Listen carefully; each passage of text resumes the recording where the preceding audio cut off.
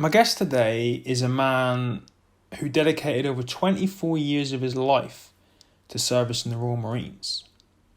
During that time, he saw active service in Northern Ireland, in Iraq, and he undertook multiple tours of duty in Afghanistan. But it was one wet and windy night while returning to camp after Christmas leave that tragedy struck. After witnessing an RTA on the M5 motorway, he pulled over to help the family in distress, only minutes later to be involved in an accident himself, which would see him sustain life-changing injuries. After battling back through grueling rehab to regain his independence and sense of purpose, he's gone on to become a motivational speaker who now goes into schools and uses the lessons that he's learned in his life to help motivate and inspire the next generation, as well as constantly and continually setting himself physical and mental challenges, which have to date seen him become the owner of 4 world records. My guest today is somebody that I'm proud to call a friend, and after hearing his story, I'm sure you're not only going to be inspired, but also intrigued to see what it is that he has in store next. Ladies and gentlemen, my guest today is Mr. Lee Spencer. Welcome to the show, mate. Cheers, how are you? I'm good, and I appreciate you giving up your time to come up here, because it's a special episode today, because this is the first ever episode of the Charlie 1 podcast, and I couldn't think of anybody better to have on here, mate, so thank you very much for giving me time, I appreciate it. Flattered. Now I just want to have a chat. I'm sure many people listening to this have heard of you already, and they know some of the things you do now, but potentially not before. You know, your career prior to your accident, things you did serving, the actual accident itself, how that happened, and then some of the crazy things that you've done after. So I'd like to cover that with you, and obviously I want to start at the beginning. So let's take it back and tell us when it was you actually joined the Corps. When did you decide to do it, and that journey you went on from there? Well, I joined the Corps in 1992. But actually I've got a, I suppose the way that came about is less than, I suppose, typical, would be the way I'd describe it. There was never any thought of joining any other arm of the armed forces. It was always, I always wanted to be a Royal Marine, and that really comes back to, I suppose, when I was about 13, 12, 13, the Falklands War was going on, and the Royal Marines were prevalent in that. They were front and centre of everything that was happening, and especially in the media. But it goes back, it wasn't just the Falklands. It was the local British Legion where my dad drank. Now my dad was he wasn't in the forces, he was a merchant seaman for a bit, and then he was a still erector. So. Do you have do you have any military connection in your family? No more than my granddad, my dad's dad, was a stoker in the Navy in the war. Okay. And he was very much still involved with his oppos societies and kept in touch with everyone from his ship, and he sort of ran the local British Legion. Now in this British Legion, my dad, for some reason, even though he had no connection to the Royal Marines whatsoever, he sat on a table that was all old Royal Marines, and that struck me even back then as there was something different about the Royal Marines. None of the other cap badges would all sit together, you know, but the Royal Marines we are the Royal Marines, and they called their table the Royal Marines mess deck. So I kind of grew up from a very young age hearing all their stories from the Second World War. And some of them, subsequently when you join the Marines, and we all know of the kind of japes and escapades that our friends and lads have got up to. These guys were doing them back in the time, in the day in the Second World War. So there was always something special about the Royal Marines that I recognised. And I remember, you know, when you have the careers fair before you take your options at 13 in school. At school? Yeah, they had a Royal Marine recruiter there. And I went up to him and says, you know, I want to be the Royal Marines. And he says, okay. He goes, are you captain of the football team? I went, no. He says, cricket team? I went, no. Rugby team? He says, there's no rugby team. We didn't play rugby in my school. He went, are you in any of the teams? I was like, no. And he said, well, we're kind of really just looking for the captains of the football teams. They're really? Yeah, so I kind of left that conversation with a sense of, you know, Royal Marines are kind of like superhuman. You've got to be... Right. And I'm not that person. I'm despite, you know, really trying at football. So it's like I can't even say that I didn't like it, you know, and that's why I wasn't in the team. I love football. I played football all my life. And just terrible. You just weren't good at it. And I'm an incredibly unsporty person, or I was growing up, and I fell into a job that I really hated,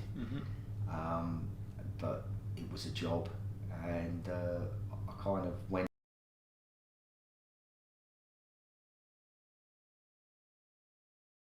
and finally realised what I was doing. I'd blink and I can't do this. So I left that job to go to thinking about the Marines again. I thought, well, I'll give myself 3 months to get fit and then have one more last go at it. And I did, and got through the careers office, got to the PRC, and actually I scraped everything, all the physical tests, I scraped them, but I really felt like I finally found something that I could be good at, and that was not giving in. Right. And that's really where my life changed, and passed the PRC and then got into training.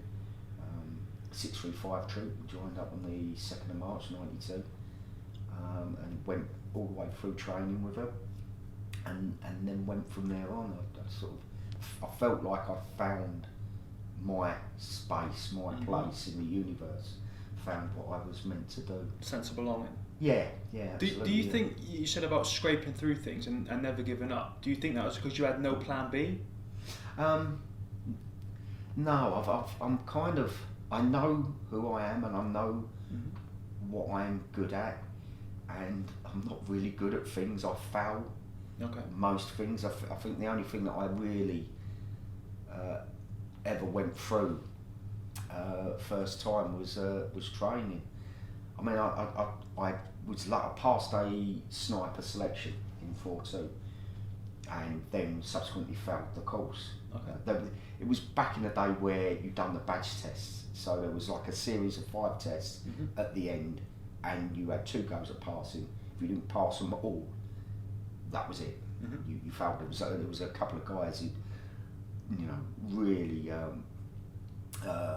like capable soldiers. I wasn't one of them. I'd scraped. I'd failed nearly all of the tests going through.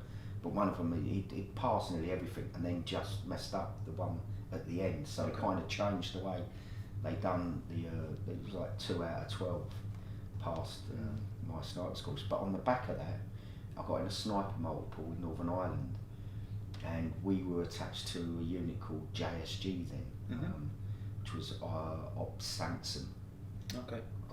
Was called Op Maximise, and that stuck with me, and I ended up, because even though I failed the sniper's course, it got me in a sniper multiple, which meant that we was working with a unit that I'd never have heard of or never had any connection with. But years later, that always stuck in my mind. I then applied to join that, and that's what I'd done towards the end of my career. Op Samson, if I'm probably going to get this completely wrong, that was kind of the plain clothes, sneaky beaky, undercovery kind of stuff? Yeah, it was. The unit's called Defence Human Unit. I think this is all out there now. You know, on the internet, there's books about them. And basically, they ran agents in Ireland, and subsequently, that type of job went. throughout the world now. Okay, so you did it Ireland, and when you came back, what other deployments did you go on? Sort of, it was kind of in that time in the 90s of between kind of things that the Corps were doing. You had Kosovo came up, 4 or 5 went, and I wasn't part of that. Sierra Leone sort of came up as well, but that was a very, very small deployment. And it was mainly just exercises in Norway, and I got into skiing in Norway. Again, it's an environment I loved. I've done a MSI's course, and then I've done an MST's course. So I was, count myself as a very, before I lost my leg, a very competent skier. So I kind of, it was in that main where he was going Ireland tours and Norway. Okay. And that seemed to be the bread and butter of the Corps before the world went mad when the Twin Towers came down. Yeah, I remember it because I was here. I was at CTC. I started training February 2001, passed out also as an original in October. So 4 weeks before we did was when 9/11 happened, and like you say, the world went crazy. So I'm assuming were you involved in Jacana in 2010? I was busy failing another course. Oh my god! Yeah, it's not failure if you learn from it. Well, it's actually it's my mission to take failure into schools, and perhaps we'll talk about that later on. But yeah, so I was out in Cyprus with 40 Commando. I was in Charlie Company, a section commander there, and we'd just pulled up. It was on Ocean, and we'd just come in to Cyprus. And funny enough, we were in the tiny room in the mess, named after, dedicated to the memory of Tiny Winter. And it was with Tiny, he was a big part of that, big character in 40 Commando, but a big part of that whole deployment. And sat and watched on the news, everything unfolding then. And then I'd got on selection. It took me a couple of years. It was one of them where I put in for it, and then the paperwork got lost. Yeah. Before the days of JPA. And finally got on selection. I think that put me back about a year, 2 years. And then I had to get, because of my age, I had to get special dispensation to go down, which ultimately... How old were you? I was 32. That's not too old, is it? Yeah, that was the cut-off point. Oh, okay, right, understood. Yeah, it's changed now, but it was 32 was the cut-off point. So I got a special dispensation because of my age. Went and had a conversation with my sergeant major, Charlie Company called Ben Jackson, and he was like, right, I've got you a flight back for selection. He goes, but you know what's potentially going to happen now. And I'd gone through the Corps, as I said, going through those training evolutions, and never, apart from Northern Ireland, it was the first time, the first thing the Corps was really going to get involved in, get its teeth into since the Falklands, and I knew I was going to miss it because I couldn't put off selection. It was now or never, because I had to get, because of my age. So I had that conversation and said, right, the Corps, I know what's going to happen. It's written down, and the Corps is going to go off and do this amazing thing, and then I'm going to fail selection. And that's more or less what happened, except when 40 came back from Jacana, we started gearing up to going into Iraq. So I was actually on Telic 1, I was on the Vader 1, was our call sign, the helicopter, which was, there's a lot of arguments over who was actually the first into. Yeah, no, I was there, mate. I was on Telic 1 too. Yeah, I was in Charlie Company, and we went in on the first night, so that was, it was an experience. Yeah. How did you find Iraq? Hard work, really, really, really hard work. Did you really? Yeah. Yeah, it was. I'd lived my ethos for being a bootneck was any fall can be cold and wet, and I spent exercises, taking little bits of morale. Like I'll take a proper coffee maker, and then you go to having these little luxuries and things in you to just carrying water and ammunition, and that was all you carried. And it was the initial fighting phase, which lasted a couple of weeks or a week or so, and then there was that we lined up. Actually, I can remember the day vividly. We lined up to do an advanced contact to clear this area that had Iraqi army positions in. And we got up and we started on HR, started moving forward, and that was the day that the Iraqi army in the southern part, around Basra, just packed up and went home. And after that, we settled into a next month or so. I think it probably was just real hard patrolling, and was trying to do a lot with not a lot of men. So we were stretching ourselves thin physically. Whereabouts before they took the oil fields, didn't they? Yeah, we went into a thing called the MMS, which was a manifold and metering station. That's what we captured, and all of the oil in southern Iraq kind of just came to this one point, and then it was piped out into the Gulf, and it was all rigged to blow, and if it had been blown, it would have been an environmental catastrophe as well as everything else involved with that. So on the first night, on the first Iraq War, where they just bombed everything for like a good 2-3 weeks before the land forces moved in. This was slightly different. They captured as much of the infrastructure as they could before all of the heavy machinery of war sort of rolled in. So we was part of that. I think there was a SEAL Team 6. SEAL Team 6 now Bin Laden. It was SEAL Team 7. Right. And if it's the other way round, it was SEAL Team 6 that went in. They sort of landed and then turned off all the oil. And they'd obviously been practicing it again and again. And then we came and landed and took the outer buildings of this manifold and metering station, MMS. Okay. And then once we'd done that, once they said, yep, clear, once we got the last, yep, clear on the last building, that's when everybody else started rolling across their start lines. Okay. So what was after Iraq? What was next? Selection. Did I go back on selection?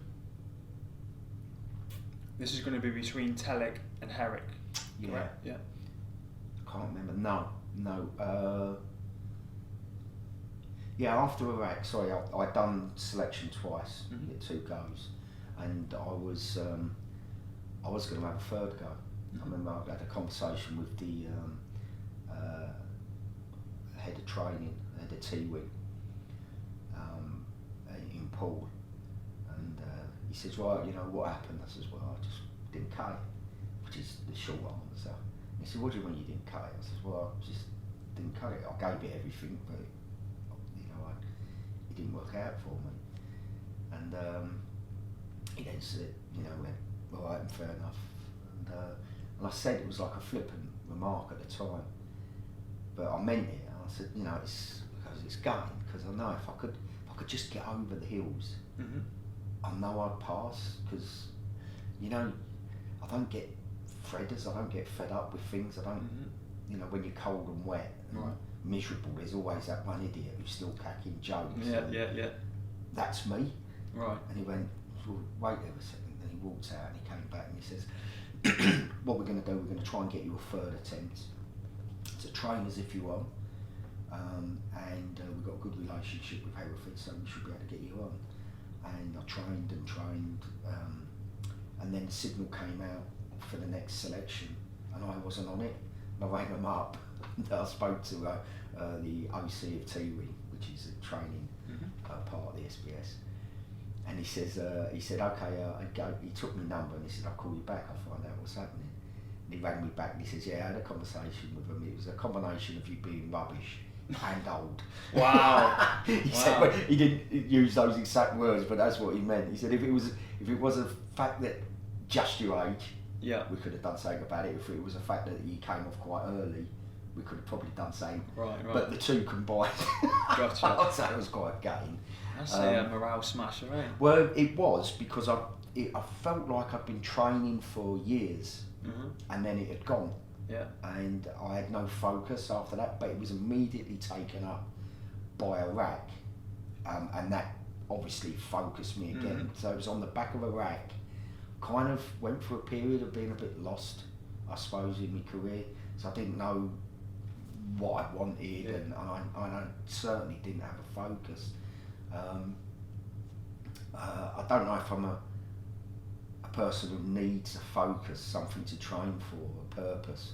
I don't know if I am, if that's inherently part of my character, but it certainly left me quite flat. Okay.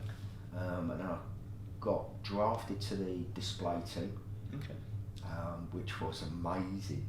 And I very nearly, I had an argument with the RSM at Stonehouse about it.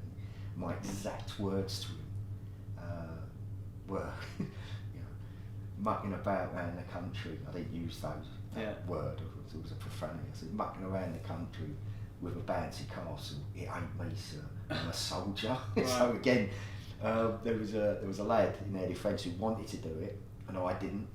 So he said, send his name's Louis, send Louis down. I know Louis. Yeah. I think that's where we first met at Air Defence, wasn't it? Probably in 2003 or 4. Louis Lewin. Yeah, I know Louis. He said, so he sort of turned up with Louis. This was in Norway, at his office, and he went, no, you can't do it. He goes, you got to be, whoever we send down has got to be made up to acting sergeant, and he looks too young. So I was like, oh, so you're basically saying that I've got to do something I don't want to do because I look old. So now your age is still working against you. Yeah, but actually, when I came down to Paul, and turned up first day, Scotty Mills was part of it, and it was all the lads from 40. Right. Been, Charlie, a lot of them from Charlie Company and Alpha Company. When I found out what we'd be doing, I was like, this is going to be the best 3 months of my life, and it did turn out to be like that. Okay, hoofing. Afghanistan, multiple tours? Yeah, I've done 3 tours, but that job I'd done in Ireland for that unit, that had always stuck with me, and I think failing selection knocked my confidence quite badly, which is unusual because you think I'd be quite good at failing things by then. But I put in for special duties. I volunteered for special duties. Okay. And failed the first course, or part of the first course, which everyone on my course did. It was about 116, 117 people started off with the selection, and then 22 of us actually got on the course, and out of that 20, out of that original intake, only 3 of us got the qualification, and that was on our second go at the course. So it's quite an intensive course. Sounds it. So I'd done my 3 Afghans as part of that unit. Okay. And you survived Northern Ireland, Iraq, and 3 Afghans unscathed, relatively unscathed? Yeah, well, absolutely unscathed. So let's then talk about when you escaped. Let's talk about the incident, the accident rather, where you were injured and sustained life-changing injuries. Yeah, I was. I'd come literally to the end of my career, and I was looking at going outside.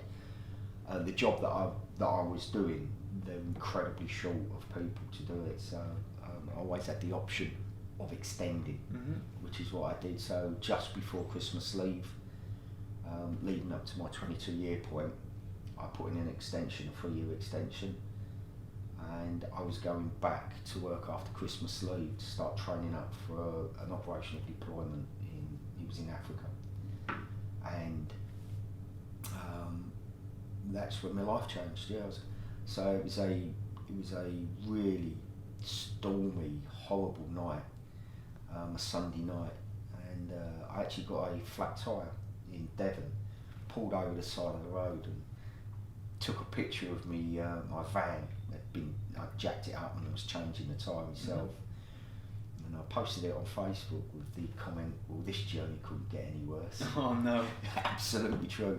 A couple of hours later, around midnight, on the M3, just before the M25 junction, came across a car that had crashed into the central reservation. It literally just happened. There wasn't a lot of traffic on the road. In fact, it was empty. And it was a BMW 5 Series, kind of straddling the fast lane and the middle lane. Right. But his bumper had gone. It was smashed up. So I immediately pulled over. There was a guy who just pulled over just before me. He was on the phone. So I was like, "Are you on the phone to the emergency services, CC Act?" I thought, "Well, job done, I have to do." And mate, it's like, "Is there anyone left in the car?" And he says, "I don't think so, but they're all over there." And he pointed, and about 10 metres back down the road was this group of people. It was 3 Polish people, so it was a very heavily pregnant woman and 2 guys. And checking them over, anyone who'd done Afghan, as you know, you get a very high level of training in first aid, so I'd counted myself as a competent first aider. But I was checking them over, making sure they're all okay, and you're thinking about internal injuries or anything like that. And I thought, the only thing I can really do now is to walk up the carriageway using my phone to warn oncoming traffic. And as I turned, I heard a huge bang, and I felt just a lot of noise and screaming, and I felt myself hit, and I could feel myself moving in space. And I must have about 3 or 4 minutes of thinking. Okay. That really could have only been a couple of seconds. And I kept telling myself, "You've got to check yourself over, you've got to check yourself over." And I kind of came to a kind of standstill, kneeling down. So I couldn't see, like, my right leg at that point had gone. Completely off? Yeah, but I couldn't see it because when you're kneeling, you sort of go, your leg goes behind you. Yeah. Except when I looked down, my left leg, if you can imagine, was pointing out, going to the side, completely. Yeah. And I looked at it, and it was one of those things where I had to look twice. So there's something not quite right with what I'm seeing, but I can't quite put my finger on it. And I looked, and I went, "Oh yeah," and realised then that I was badly injured. And what I'd done, I'd been knocked over the barrier onto a grass verge on the other side of the barrier on the hard shoulder. So I kind of fell backwards down like this grass verge and crawled back under the metal barrier, and that's when I saw. Safe, right? Well, I kind of fell backwards. Okay. So I crawled back onto the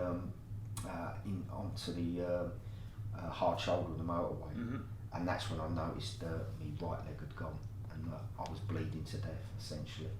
What had happened is another car, an Audi A6, had smashed into the BMW that had crashed with such force that the engine block and gearbox complete came flying out, and that's what hit me. And that's what took your leg off? Yeah. So you pull over, midnight, rainy, a car's crashed, straddled between the centre lane and the fast lane. Yeah. You pulled over to help, and then ended up sustaining life-changing injuries yourself. Yeah.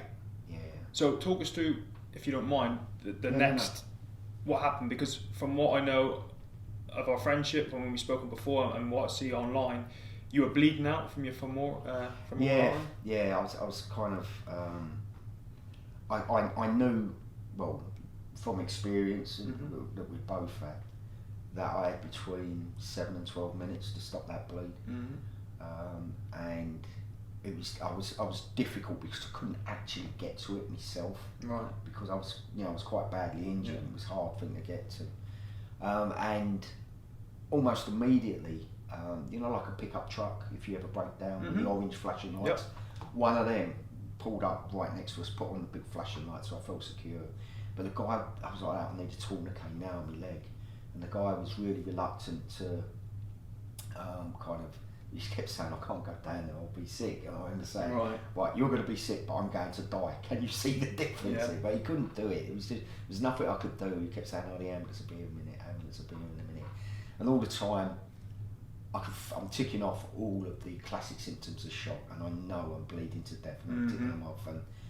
And I promise you now, I'm not over dramatising the actual situation, but the only way, or the best way I can describe it, was I felt 100% that I was on the edge and I was staring into the oblivion. Now I know that sounds overly dramatic, but mate, you're talking to me. I've been there myself, man. But I agree. know I always feel like people think that I'm over egging it for effect, but it's the only way I can really describe accurately how it felt then. And it was at that point, really. I had my phone in my hand still. You know, so I was going to walk down the carriageway and use the torch on my phone to film oncoming traffic. I hadn't let go of it. And I'm a family man like yourself, wife and 2 kids. And I considered making that phone call very briefly, and I knew that if I'd have made that call, that would have been an admission to the universe to let it go and just that this was a fight that I weren't going to win, and I never thought. I felt if I'd have done that, I may not be here now. I know that I'd lost over half my body's blood. I was on the edge of where people die. In fact, people die when they lose as much blood as that. It was really down to being a bootneck, really, because physical condition, stubbornness, and stubbornness, but actually physically, that I'm here now anyway. But if I'd have made that call, then maybe I wouldn't. I don't think I would be. But it was at that point when my guardian angel, I suppose, and rather strange guy, is a very large Rastafarian gentleman called Frank. He's coming down to see us the weekend. I remember when you spoke on stage from a Blesma Awards event a couple of years back. Seems like a great guy. Yeah, he is. Yeah, he is. Yeah, it's a big part of my life now. So what did he do then? He stepped in and did what the other guy. Yeah, he was like that. I said, and he said, "Can I help?" I said, "Yeah, I need a tourniquet now." And he's whipped his belt off, and we tried to get it tight as we could. Couldn't get it that tight enough to stop the flow of blood anyway. So I've got his daughter, Zanelli, to span with my femoral artery. So I'm laying down, and she stuck her heel as hard as she could into my groin area. Okay. And you've got like the femoral artery is what supplies the whole of your leg with blood. And by digging and putting all her weight on it, she kind of stopped the flow. Gotcha. And that's why I'm here. Yeah, we waited. Frank says about half hour. I think it was about 20 minutes.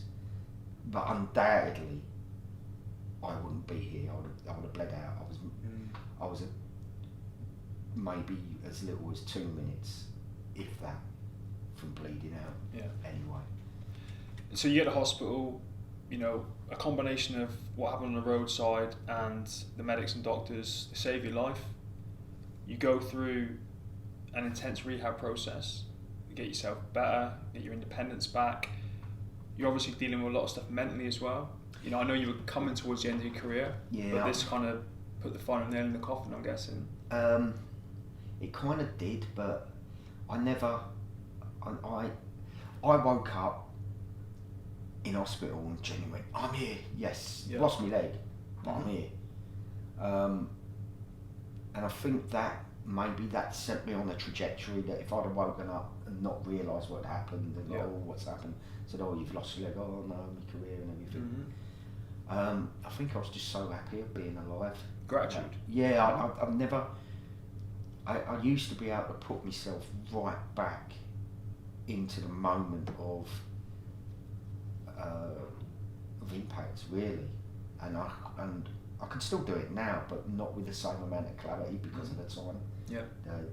Between now and then, you forget bits, but I used to be able to go right back and hear all the sounds and everything, and could dip in and out of it without having any problems or any feelings towards it.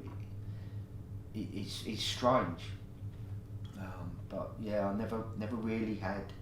You had moments, obviously, mainly when you take your leg off and sit down in a chair and you see the remote control on the other side of the room. You're like, oh no!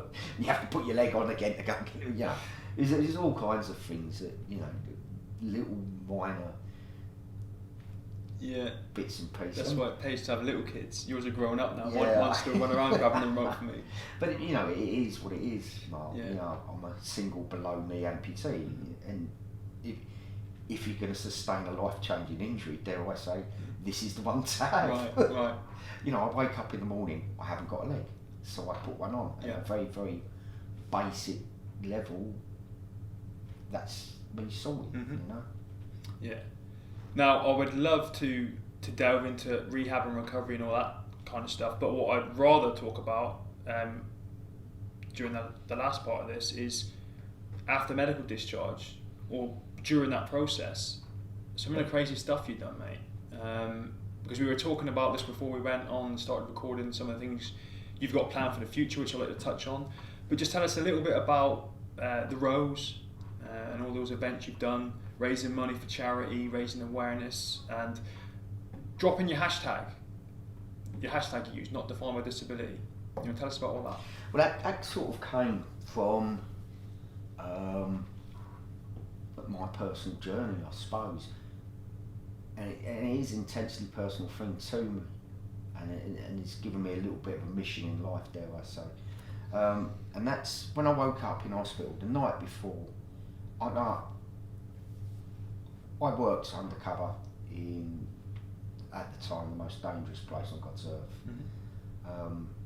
And the level of training to get a person to a position where they can operate in those environments, it's really intense. And I felt, when I looked in the mirror, you know, I was proud of the person that looked back. Mm-hmm. And I was someone who defined what they could do by physicality. I defined myself as a Royal Marine, Mm-hmm. I defined myself as a person who I felt that there was nothing that life could throw at me, no challenge that I wouldn't be the equal of. Mm-hmm. Arrogance, maybe, but that's not the point. That's the person I thought I was. Mm-hmm. And I thought that person had gone forever. And I'd have to redefine who I was, but within the realms of disability. Mm-hmm. I thought, if I'm going to be a disabled person, I'm going to be the best disabled person I can be.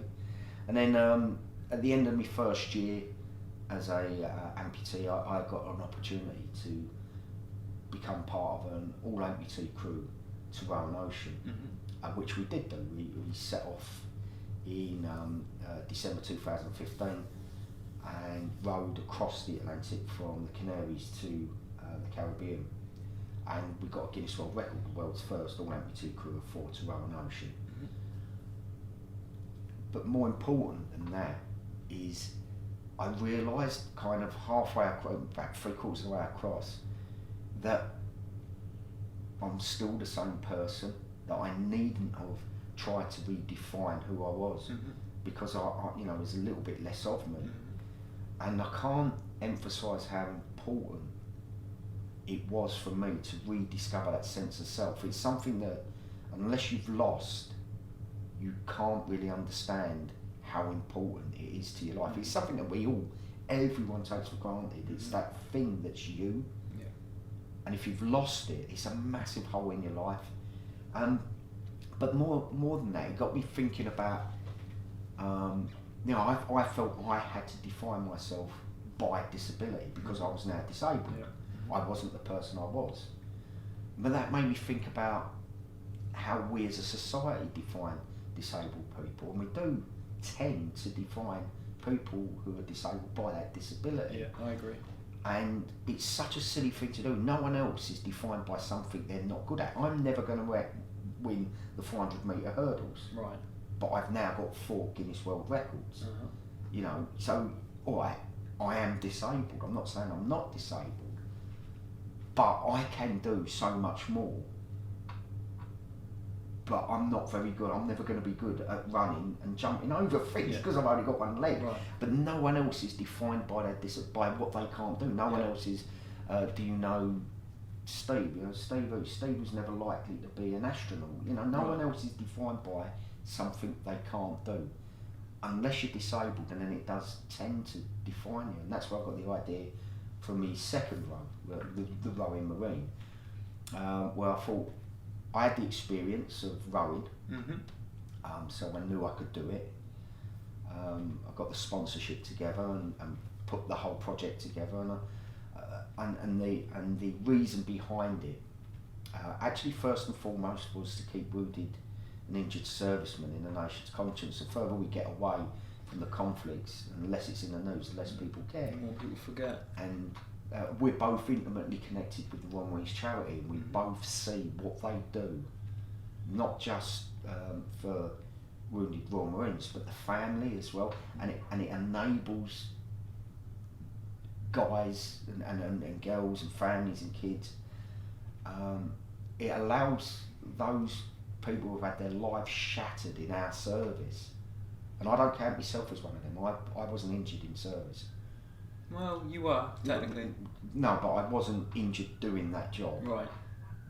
But people who were Mm-hmm. and are, I absolutely passionately believe that we as a society, we owe them a life of dignity. Nothing more. A life of dignity. Not just now or then when it was in the news, but for the rest of their lives, because they'll need that support for the rest of their lives. And I felt that if I could do something that would keep wounded, injured, it would keep it building on kind of what Invictus does. Invictus does it on such a much bigger stage and a much bigger level. But if I could help, that was the main driving force behind it. But also, what I wanted to do was prove that no one should be defined by their disability.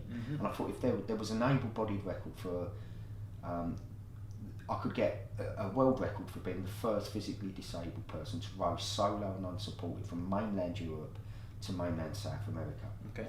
But I also saw there was a record that was set in 2002. Actually, only 3 people have ever done it in history. It's quite a difficult row. And I thought the record was, the able-bodied record was 96 days, 12 hours and 45 minutes. I thought that was beatable. And I thought if I as a disabled person could beat an able-bodied record, something that's physically demanding, as rowing an ocean, I thought that would send a massive statement out that no one should be defined by disability. And that was more of a kind of a personal mission for me, because of the way I defined myself by disability at the start. So that's what I set out to do, and ultimately done it. So, you know, you talked a lot in the beginning about failing this and failing that. You know, it's not. I don't define anything as failure as long as you learn from it. You've had a very successful career. You've hit a lot of road bumps on the way.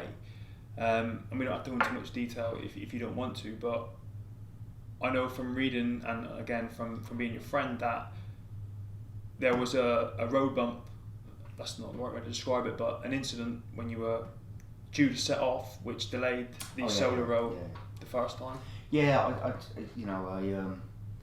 I got there, got to the start line, and then 3 days before I was due to set off, unfortunately my mother died. Postponed the row by a year and was set and tried again in December last year. You have to row the ocean in winter because it's out of hurricane season. Oh, okay. So hurricanes are less likely. Actually, the first row, I say hurricanes are less likely. We were hit by Hurricane Alex, and that was the first hurricane in January in the Atlantic for 78 years. Really? You rode the storm? That's how genuinely unlucky I am. Wow. Anyway, so I postponed it in December. Went back out there and just sat and looked out at sea, waiting for the weather to change, and it didn't. And then I finally got off in January the 9th. I set off from. I was hoping to leave from Gibraltar, but there was no weather window, and I couldn't delay it anymore. But there was a weather window from Portugal. Doesn't change the actual record. But I set off from Portugal and got across. And even then, it was a series of failures. I got the complete navigation system failed, and if you look at, and when I talk about failure, it's I've got a philosophy really. That if you've got time, I'd like come on to it. But if you look at my row, I've got 3 Guinness World Records. I beat the able-bodied record by 36 days. Over a month, I took off the record, and that mission in keeping wounded, injured service people, especially particularly Royal Marines, because I am a Royal Marine, keeping them in the nation's conscience, and also getting the message out of not defined by disability. That day that we came in, it was in the main news in 27 countries. Really? It was the main news in the UK here. I know that. it done everything I wanted it to do and more. But if that's just one small part of it at the end. If you look at the row as a whole, it's disaster after disaster after failure after failure after failure after failure after failure, tiny bit of success. So if you take the whole thing and work out what percentage of that is success, it's overwhelmingly, the whole process is overwhelmingly a big disaster. Yeah. It's just the end bit, but that's the only bit that matters. That's what a lot of things are, though. I mean, I'm probably going to get this wrong, but was Edison who invented the light bulb? Yeah.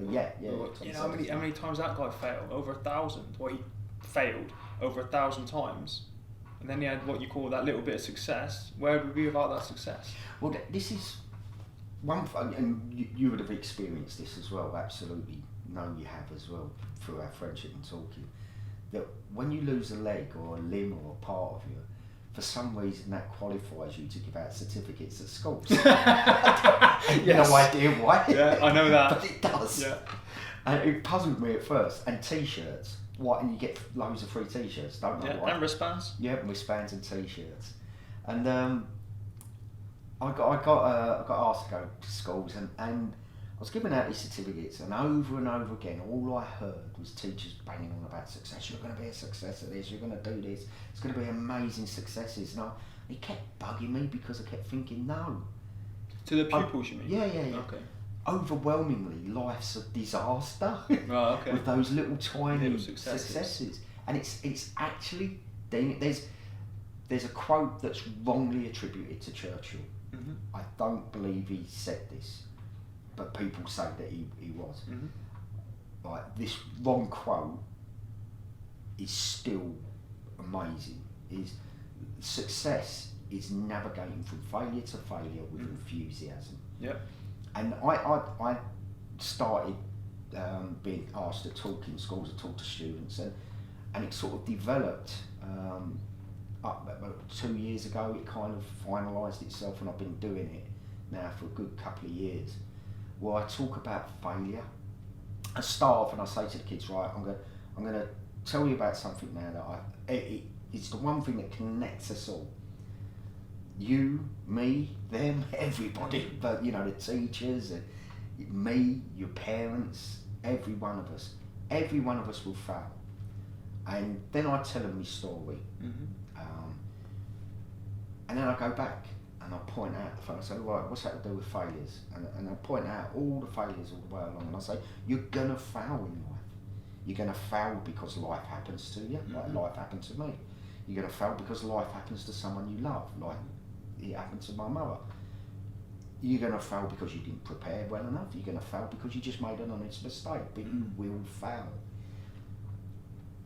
And the trick is to pick yourself up and go again. And if you can master that, you can master anything. Mm-hmm. And my belief, my philosophy on life is this, really. And it's the message, it's the core message. And it's that we're kind of conditioned into thinking of success and failure as being polar opposites. Mm-hmm. I believe that they are so entwined with each other that it's impossible to succeed without failing. No, I agree completely. Of course it is. And the trick is to have a dream. Mm-hmm. Okay, so one thing, like when I failed, when I went to that bloke in the careers fair and said, I want to be a Ron Wayne, he said, no, you're not the sort of bloke we're looking for. I never lost that dream, Mark. I always wanted to be a Ron Wayne. And when I went back to the careers office, and I went, no, I'm not you. Mm-hmm. I still never lost that dream, and that's the trick. If you can keep alive your dream, it's so important to have that dream. So the phrase I use is dare to dream. Mm-hmm. And if you don't fail, you ain't dreaming hard enough. Get a bigger dream. Have a dream so outrageous that you're guaranteed to fail the first time that you attempt it. And the thing is with kids nowadays is that life is so much about success. They pick their phones up and all they get on Instagram and Facebook and Twitter and probably a load of other social media platforms that I don't even know exist. They're just getting, look at my successful life, look at my wonderful car my parents have got, look at my great house, no one ever puts normal life down. But a lot of that's fake.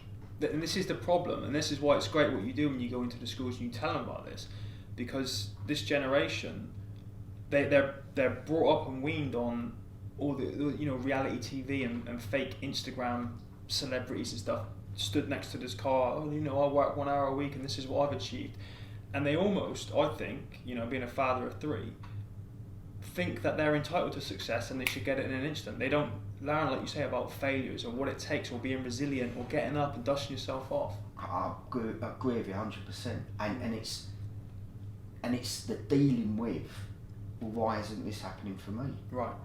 Am I not a worthwhile person? Mm-hmm. And you start feeding in all those feelings, and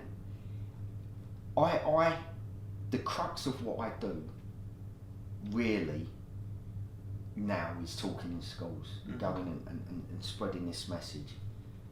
And the reason I do it is you see a kind of look in the kids' faces where I go, oh yeah, and they don't.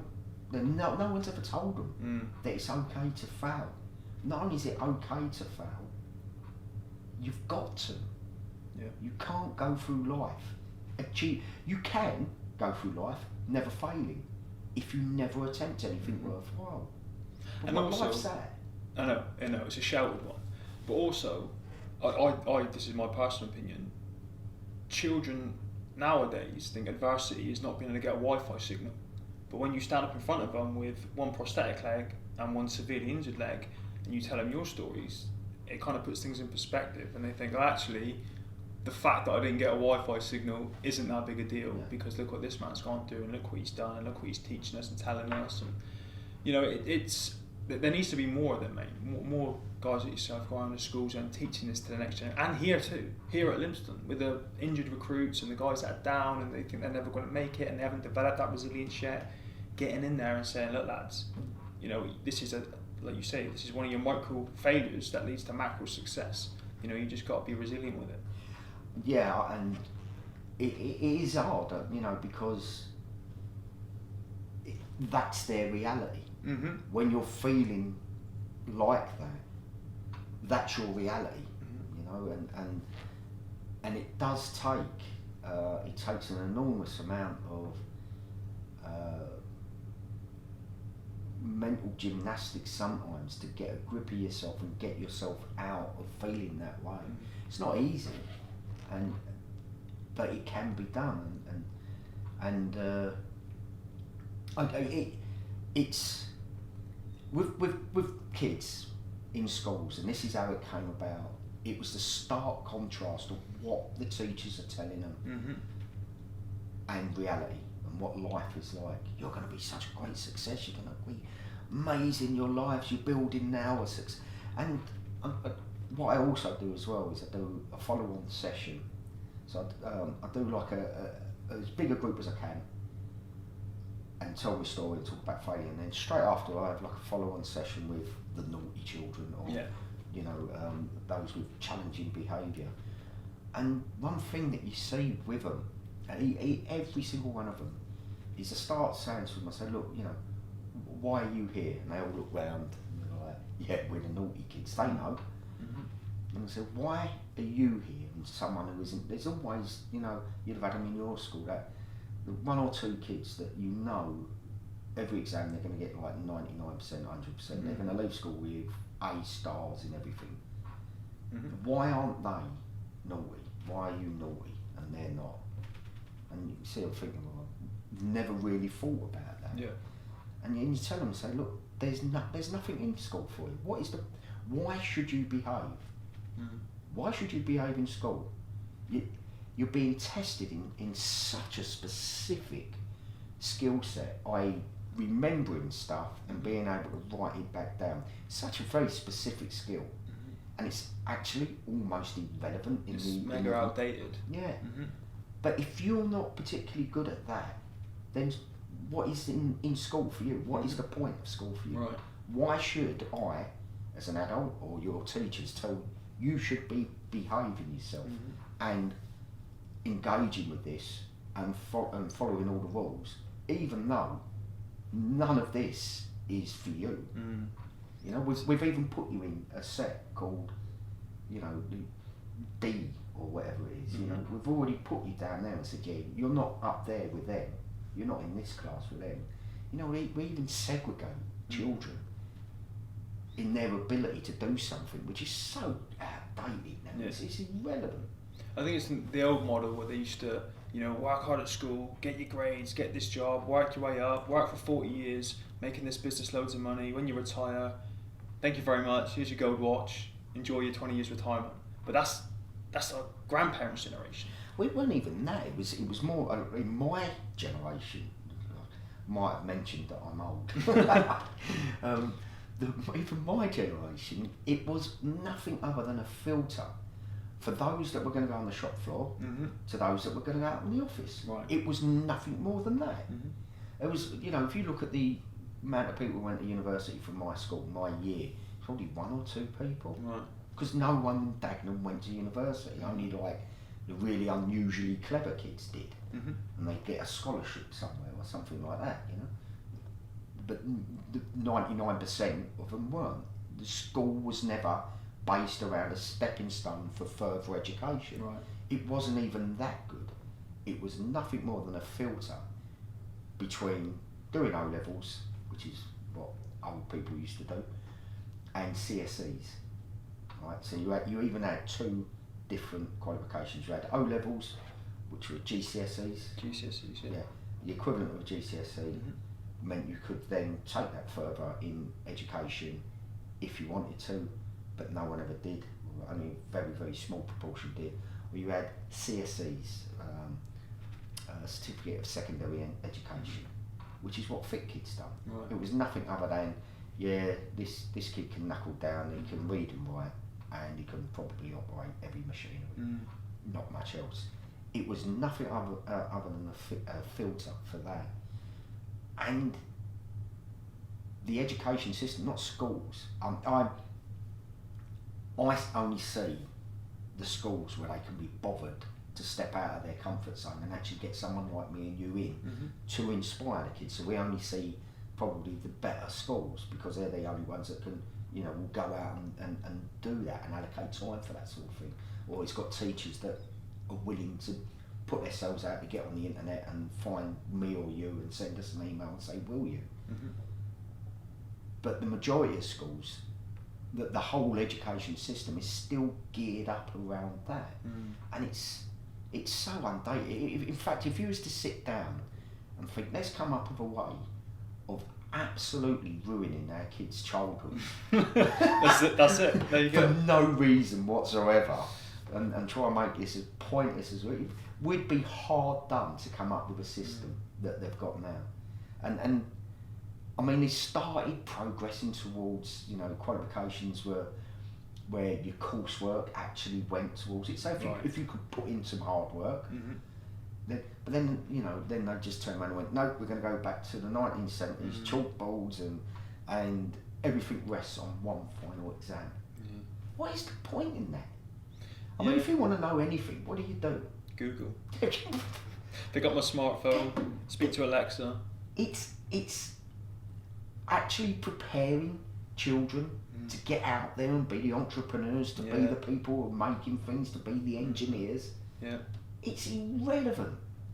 It's almost like you hope your kids go through this nonsense without being messed up too much, so that they then can start learning and preparing for life at work and actually, you know, contributing to society. You almost, it's almost, well, it isn't almost, it's like education, the education system we've got is a hindrance to doing that. Right. It's complete nonsense. Yeah. No, I hear you, mate, I hear you. But it's great what you do. You know, you go in there and you tell them your story, give them a perspective, teach them some of your lessons. Before we wrap up, what's next? Oh, yeah. The physical challenges, I mean. Yeah, what we do. It's I've been asked to be part of a thing called Forces for Nature, which is an Amazonian kayak. It's good friends that to the guys that we know as well are on that. So we'll be kayaking the entire length of the Amazon river, which will be amazing. That's August 2020, so August next year. Okay. And I'm now working on a project for myself, which will be the year after, which will be August 2021. And I'm calling it at the moment as a working title, the Triathlon of Great Britain. Yep. So essentially it's a triathlon. So the clock will start at the start of the swim and finish with the end of a run. Well, I say run, I can't run. It'll be a hobble Hang on, before you go on, what is the swim? Because we Yeah. talked about this before we started recording, so Yeah. let's let everyone know what the swim, the actual stage of this triathlon are. Okay, so the clock will start as soon as I get in the water at What water? Dover, Okay. and I shall swim the channel Yeah. and then get to Land's End as quickly as I can to then cycle straight away from Land's End to John O'Groats, but taking in both Snowdon and Starfield Pike, and then get as quickly as I can down from John O'Groats to Fort William and do a marathon over Ben Nevis, finishing at Speenbridge Memorial. So you've got the swim, bike, ride elements, but all together. It will be 1,000 miles, and I hope to do it in 10 days or less. That's insane, mate. And again, we talked about this before. You've picked 3 iconic, British events. Swim the Channel, John O'Groats to Land's End on the bike, 3 highest peaks, and then finish at the Speenbridge Memorial. As a Royal Marine, that's one of the best places that you can do that. Yeah, it's a long way off. There's a lot of training between now and then. Yeah. So when did you have the idea for the triathlon? I was in intensive care straight after the accident, so it would have been in the first 5 days. I remember the surgeon coming down, the woman who took off my leg. She came down to check up on it, and I asked her, I said, will I be able to run a marathon in a year? And she was like, yeah, of course you will. Actually, because of the injuries to my left leg, I can't run. Yeah. And so the walking elements of it, i.e.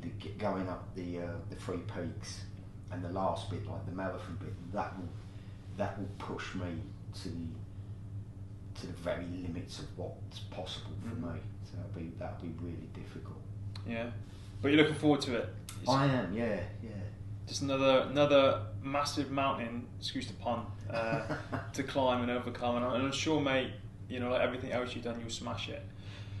It's you've heard me talking about schools, and I hope it comes across how genuinely passionate I am about that. And I am. But doing daft things like rowing the Atlantic, like doing the Triathlon of Great Britain, if it ends up being called that, it gives you the legitimacy, I think, to stand up. It's the doorway that opens, that allows you to stand up in front of a group of children and then listen to you. Yeah.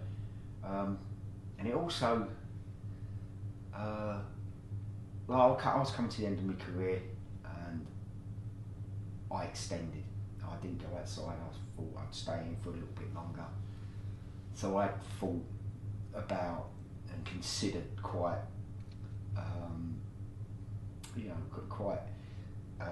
deeply about going outside, and I thought the thing that I'm going to miss absolutely is going to be the laugh, the jokes, the lads, the way of life. And it isn't. The thing that I miss is doing something that matters, doing something that genuinely has a purpose, and we all make light of it, and none of us take it seriously whilst we're serving, but it is what we do, what we've done mattered. No, I agree with you. And this allows me to continue to matter, I suppose. It gives you that sense of purpose and that drive. It does, and everything I do, bearing that in mind, everything I do has to be for the right reasons now. So it's kind of a mantra that I take forward in what I do. What is the purpose of me doing this? Why am I doing it? And if it's for the right reason, then it gives it that legitimacy for myself, which is really important. But also, I'm a great believer that if people do things for that not necessarily for the right reasons, are doing it for their self, for their profile, or for whatever, you know, they tend to kind of fall apart a little bit. Those things never have longevity. No. If you got a strong enough reason why you're doing something, when it gets tough, as I'm sure you experienced on the row, you know, that's what drags you out of that pit. Remembering why you started in the first place and what you're doing it for. And if it is legitimate, then it will drag you out. But like you say, if you're doing it because you want people to tell you great or build your profile and you don't really strongly, passionately believe it in your core, then most people will just quit and give up. Yep, absolutely. Lee, thank you, mate, for being the first guest on the podcast. Absolutely honoured, man. Really, cheers, man. I wish you all the best with everything we all do, mate, here at the charity. And hopefully, you know, when you're doing these other challenges, either before, maybe during, or certainly after, we can check back in and record another episode and let everyone know you're gone. Absolutely, that'd be perfect. Mate, thank you. Cheers, buddy. Thank you. Appreciate it. Cheers, mate. Well, that was it. Episode 1 of the Charlie 1 podcast. And I don't think we could have got it off to a better start. If you want to keep up to date and follow Lee, you can find him on Facebook, Twitter and Instagram. On Facebook, he is under Lee Spencer, and on a separate account, The Rowing Marine. On Twitter, it's _ Lee J Spencer, and Instagram is Lee J Spencer 1664. So if you've enjoyed the episode, why not hop onto one of those social media platforms, connect with Lee, send him a little message and let him know what you thought.